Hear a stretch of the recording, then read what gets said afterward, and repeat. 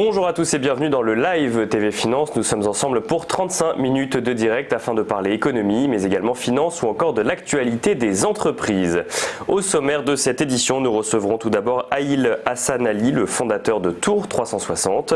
Nous suivrons ensuite l'ouverture de la Bourse de Paris avec Hervé Dupré, trader et coach chez Interactive Trading.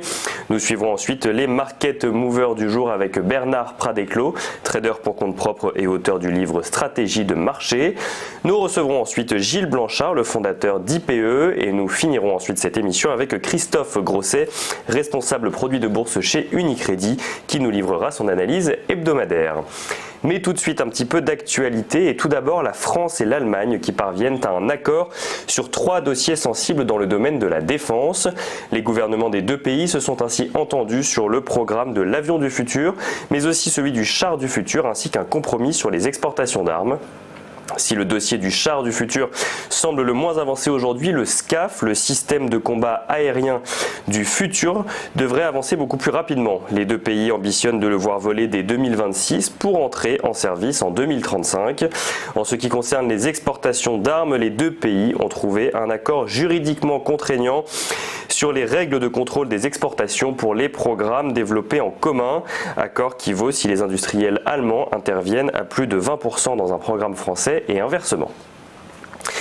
Le gouvernement prend le problème des zones blanches à bras le corps. Le secrétaire d'État à la cohésion des territoires, Julien de Normandie, et la secrétaire d'État auprès du ministre de l'économie ont fait le point hier sur la situation en conférence de presse. 1171 zones blanches ont été identifiées et sont aujourd'hui en cours de résorption par les opérateurs. Si ce chiffre augmente drastiquement par rapport aux 60 identifiés précédemment, c'est parce qu'à l'arrivée d'Emmanuel Macron au pouvoir, le terme a été redéfini. En effet, un signal très faible dans une région n'est plus considéré comme une zone couverte. Sont prévus entre 10 000 et 12 000 pylônes dans les prochaines années pour traiter le problème. Et enfin, aujourd'hui s'ouvre le sommet européen à Bruxelles où se réuniront tous les ambassadeurs de l'Union européenne.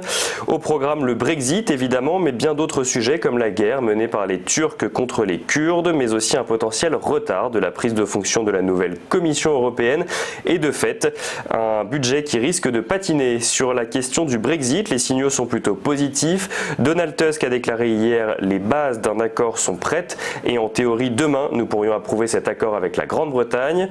De son côté, Emmanuel Macron a dit espérer un accord dans les prochaines heures et Boris Johnson est un peu plus prudent mais reconnaît qu'un accord est possible à suivre dans les prochains jours donc.